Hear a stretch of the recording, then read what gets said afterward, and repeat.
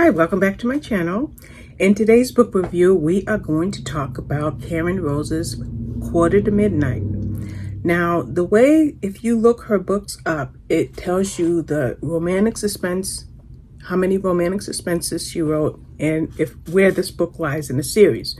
So this is her romantic suspense book number 26, but it's book 1 in the New Orleans series. So it's obviously set in New Orleans, so that's easy enough to discover. But what's the book about? Well, basically, we have Gabe. His father was a cop.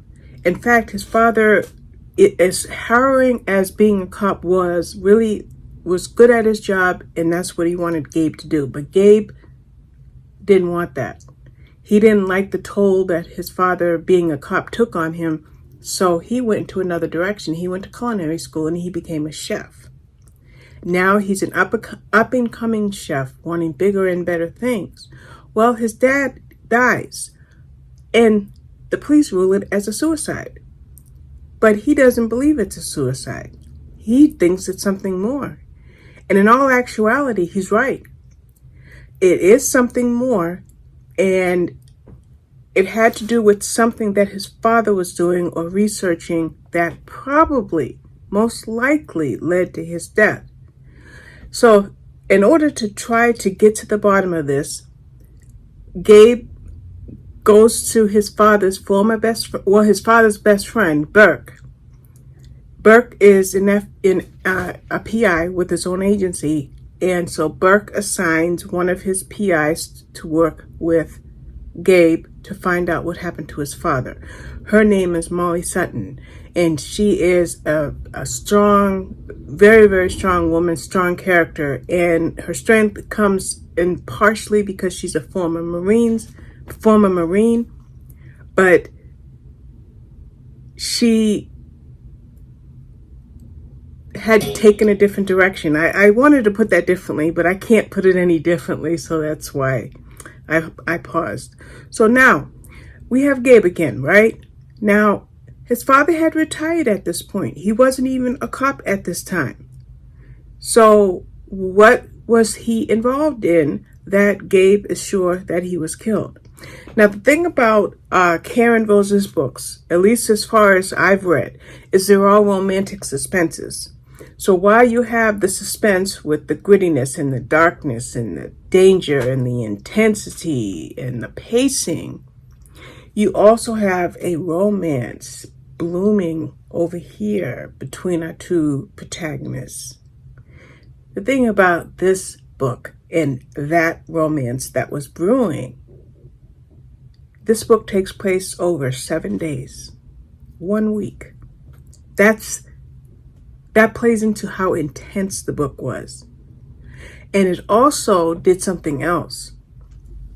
It started off up here, and then it started going up like at an intense angle of suspense. You know, sometimes when you read a book, the more you go on, the more you understand. Well, the more they went on, and they meaning Gabe and Molly, the more convoluted and difficult this case was. I love Karen Rose. I have only read 4 books by her, and I think I have 1 or 2 more of hers on my in my Audible library. But let me tell you, this book didn't play, and I want to read more of her work because she writes her books in such a way that you're totally sucked into the story. In some cases, terrified, especially when there's some graphic crimes in the form of a graphic nature in this book and in some of her other books. But it's a story, and she did a good job with it. She really did. You know, so, and then of course, I kind of want to talk about atmosphere. You know, as I mentioned, it's a New Orleans, number 1 in a new series. So it's based in New Orleans. So when I think of New Orleans, I think of smoky, darky, atmospheric, jazz music playing. And a lot of that plays into one of the NCIS shows that I used to watch. And, and learning about Bourbon Street and things like that. So you're getting that one.